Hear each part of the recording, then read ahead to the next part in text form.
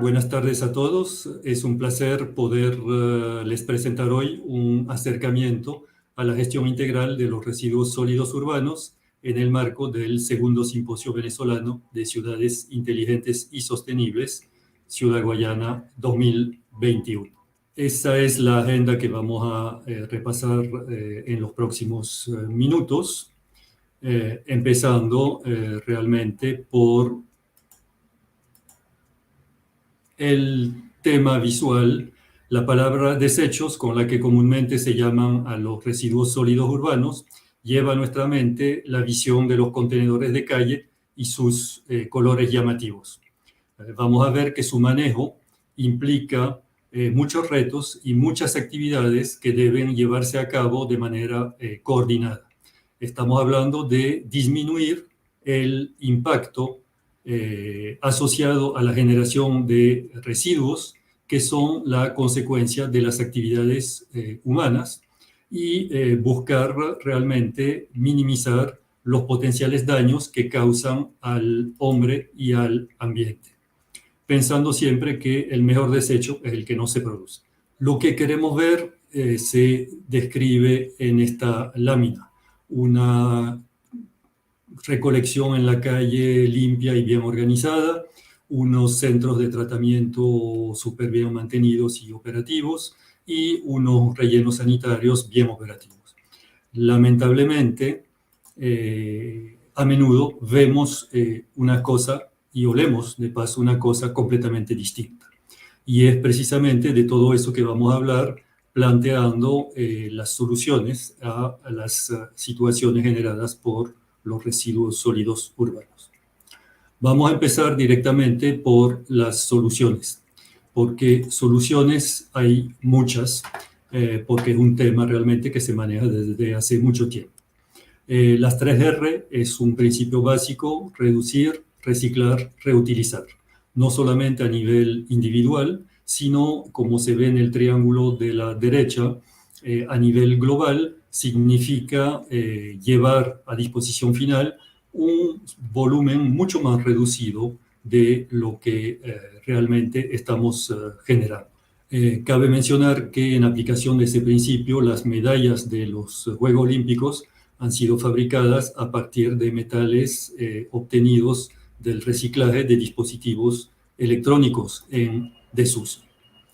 A nivel de flujogramas, bueno, tenemos realmente soluciones claramente establecidas y generalmente se utilizan estos 5 pasos para desglosar realmente las actividades a cubrir.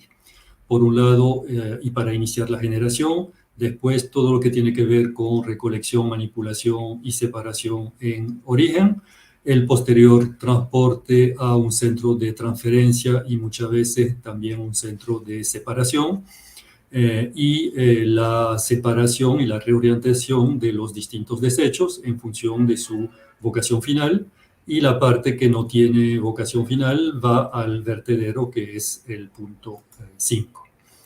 Aquí tenemos una visualización un poco más esquemática aplicada a lo que se llama el tratamiento biológico mecánico. Las 2 primeras líneas muestran cómo efectivamente se descarga, se hace un sorteo y una separación manual, posteriormente mecánica. Se termina por una separación manual mucho más fina que permite, por un lado, separar de una vez lo que va al vertedero, separar todo lo que tiene un valor comercial y que regresa hacia la industria, y en las 2 líneas de abajo se maneja ahí mediante, en este caso, la fabricación de compost, el manejo y la operatividad realmente relacionada con toda la parte biológica del desecho, que representa en promedio un 50%. Existen soluciones para, en vez del compost que está planteado ahí, manejar lo que se llama combustible derivado de residuos, es decir, secar toda esa parte y utilizarla en calderas o en plantas de cemento. Hay un caso muy interesante en la isla de San Andrés, en Colombia, donde mediante este proceso están procediendo a limpiar un vertedero que había venido acumulando desechos en los últimos años, cosa que obviamente en una isla turística generaba muchos inconvenientes. Un punto que no debemos olvidar en las soluciones es el manejo de los vertederos, por supuesto. Aquí presento muy rápidamente un diagrama de decisiones que permite primero optimizar el uso de los vertederos y su funcionalidad, y cuando sea necesario, del lado derecho abajo, plantear la creación de un nuevo relleno sanitario en áreas nuevas. Soluciones existen de todos los tamaños y de todos los costos. Aquí vemos, por ejemplo, en Vietnam una solución básica, sencilla, con un costo estimado de 2 millones de euros. En el medio, una planta recién inaugurada en Ciudad de México, que maneja 1.400 toneladas por día y cuyo costo de inversión ha sido de unos 20 millones de euros. Y por fin, una planta existente en París que combina por un lado centro de selección y valorización energética con un costo de más de 600 millones de euros y que maneja 7.000 toneladas por día. Existen muchas otras soluciones, bien sea ya comprobadas, bien sea en fase de evolución tecnológica todavía. Tenemos, por ejemplo, ahí arriba a la izquierda una solución de carbonización a nivel local. A la derecha tenemos una opción de desechos a energía que permite generar energía. Abajo, soluciones más nuevas, unos reactores que transforman la basura en materiales higienizados, y dos soluciones de metanización, una bastante grande y la otra llamada micrometanización, que también aporta soluciones locales.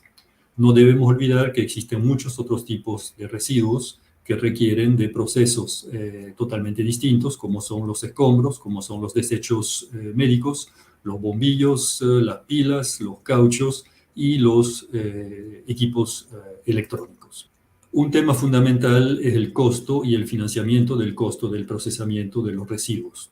Tenemos a nivel mundial dos tendencias claras actualmente. Por un lado, los costos asociados a la gestión de los residuos aumentan, y por otro lado, la producción por persona de residuos a nivel mundial tiene tendencia a bajar, y con unos objetivos de reducir más todavía esa producción por persona. El reto del financiamiento tiene que ver no solamente con la inversión original, sino también con la operación, y es mucho más difícil de prever y de organizar. Los costos de operación en promedio a nivel mundial están en el orden de $100 por tonelada métrica, arrancando en países subdesarrollados en $35, pero en muchos casos no se procesa completamente la basura por ese costo. Y lo importante es señalar que los costos de transporte realmente son los más pesados, representando un 20 a 50% de los costos totales. Solamente pocos países logran cubrir los costos con los pagos de los usuarios. En la mayoría de los casos hace falta una subvención pública que llega en muchos casos a más del 50%. Fórmulas como las asociaciones público-privadas se han utilizado mucho en los últimos años con éxitos importantes, y también la unión o la agrupación de los municipios permite aportar soluciones colectivas más baratas. ¿Por dónde vamos? ¿Por dónde tenemos que ir cuando nos planteamos atacar ese problema? Primero, priorizando las intervenciones en función de cada caso, es decir, identificar las opciones en las que logramos la mayor oportunidad de mejora en relación con la situación actual. Eso supone unos mapeos actualizados de todas las partes interesadas para garantizar su aceptación de las propuestas que están planteadas a nivel de una agenda común. Y a medida que se va avanzando, identificar permanentemente las carencias y las oportunidades para realmente avanzar y ser operativo a todo lo largo del camino. La búsqueda de sostenibilidad de esos proyectos se tiene que organizar en torno a tres palancas: la económica, la social y la medioambiental. Es realmente importante mantener eso presente. Me han solicitado comentar sobre la situación de Ciudad Guayana. Desconozco los detalles, obviamente, de lo que está pasando por no estar viviendo allá, pero traté, por un lado, de hacer un mapeo precisamente de las partes interesadas y veo que todas están presentes, tanto del lado del sector público como del sector privado, con una empresa creada por la Alcaldía del Caroní llamada Supraguayana, que se ocupa del servicio de recolección. Y más recientemente, una empresa recibió una concesión para manejar, para aprovechar en particular el plástico y la chatarra dentro del vertedero de Cañaveral. Vemos también que existe un problema humano y un problema social muy significativo con la presencia de una comunidad de unas 500 personas, de las cuales unos 200 indígenas de las etnias Warao y Jibi, que viven del vertedero y en muchos casos viven en el vertedero. Definitivamente muchas cosas que corregir y ubicar, digamos, en un camino mejor organizado. Soluciones inmediatas, obviamente atacar el problema que representa el vertedero de Cañaveral, tanto en su acceso y en su manejo como en la organización de los trabajadores informales, revisar para buscar mayor eficiencia la ruta de recolección. A mediano plazo, pensar definitivamente en centro de transferencia para establecer unas estrategias de reducción de volumen, mejorar todos los temas de comercialización de la parte reciclada y buscar adaptar, que aparentemente es un problema también, el marco jurídico y operativo a nivel municipal. Obviamente de manera permanente, separar en origen y trabajar mucho en la educación ambiental y ciudadana. En relación con la ciudad inteligente, me remito a las recomendaciones del Día Mundial del Hábitat que se realizó hace unos días. Las ciudades son responsables del 70% de las emisiones de dióxido de carbono y los tres sectores más importantes son el transporte, la energía y la gestión de residuos. Entonces vemos que realmente estamos ahí en primera fila. Lo importante es pensar que no se ha construido hoy el 60% de lo que será necesario para alojar a las personas, a los habitantes de las ciudades en el 2050. Entonces la tarea es no solamente atacar lo que existe actualmente, sino lo que viene. Aquí, justo para reflexión, tomé unas 10 claves para lograr una ciudad sustentable. Son documentos que vienen, o ideas claves que vienen de un documento llamado Libro Verde del Club de Desarrollo Sustentable en Chile, realizado por la comunidad empresarial francesa en Chile, y realmente es una base interesante de reflexión. ¿Cómo va a ser la evolución de la gestión de los residuos en la ciudad del mañana? La veo con una implicación creciente de los ciudadanos en todos los aspectos y en la aplicación de las 3 R a nivel social.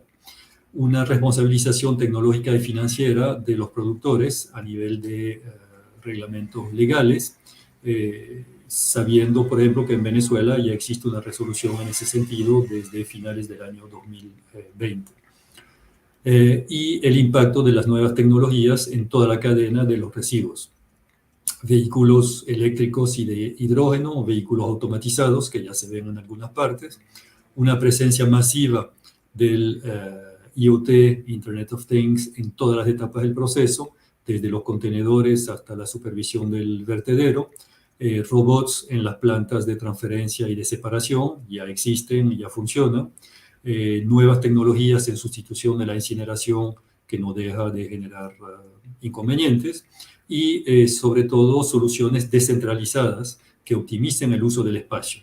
Vemos que en muchos casos efectivamente esa es una tendencia que seguramente se va a extender para evitar la presencia de plantas grandes en la ciudad, que ya no se puede, o para evitar la presencia de los vertederos, que como hemos visto son un problema muy serio. En relación con los ODS, tenemos que pensar, obviamente, a nivel mundial. La generación de desechos a nivel mundial supera los 2.000 millones de toneladas anuales. Es una cosa absolutamente impactante, impresionante. Es un problema universal, un problema que atañe a todos los habitantes del planeta. Cuando analizamos los ODS, vemos que la mayoría de la documentación se refiere a los ODS 11 y 12. En particular, en el ODS 12 hay una meta que se llama, que es reducir considerablemente la generación de desechos mediante actividades de prevención, reducción, reciclado y reutilización de aquí al 2030. Pero, sin embargo, la totalidad de las ODS tienen que ver con residuos. La proyección de producción obviamente hace necesario pensar en nuevos enfoques y nuevas lógicas, y en particular dos que están siendo promovidas actualmente. Una que es el análisis de ciclo de vida de los productos, y en particular del producto llamado residuos sólidos urbanos, y los principios de economía circular y de circularidad aplicada a distintos desechos, a distintos residuos, y en particular los plásticos. Por ahí van las soluciones. Tenemos que razonar a nivel de conclusión siempre en base al triple impacto que vimos anteriormente: creación de valor económico, social y ambiental asociada al proceso de gestión integral de los residuos. Vemos que en los últimos años realmente la situación mundial y local no mejora de manera notable, lo que hace el reto mucho más interesante hacia el futuro. Definitivamente tenemos que buscar realizar acciones ahora que nos permitan evitar tener que adoptar más medidas o medidas más complicadas en el futuro. Tenemos que buscar una mayor coordinación de las políticas, provocando un salto cualitativo y yo diría también cuantitativo en cuanto a las ambiciones de las políticas nacionales e internacionales en la materia. Las medidas y las lógicas que hemos visto, lógica circular, lógica de ciclo de vida, tenemos que ver cómo se aprovechan de manera realmente más operativa, y dentro de la misma lógica, reducir el déficit de conocimiento sobre el tema. Hay mucha experiencia, los organismos de financiamiento multilaterales en particular proponen ideas y lógicas de acción súper interesantes. Hay que apoyar la innovación de manera muy clara. Hemos visto que ya existen muchas soluciones que cambian completamente el enfoque y la manera de manejar el tema. En los países donde se puede aprovechar, obviamente, los paquetes de estímulo y de recuperación incluidos en los programas de respuesta a la COVID-19. Y de manera general, concluyo con una invitación a todos a transformarnos en articuladores de lo posible. Muchas cosas son posibles. Una mejora de todo el manejo de los desechos sólidos urbanos es posible, y tenemos que ser definitivamente partícipes de ese proceso. Muchas gracias.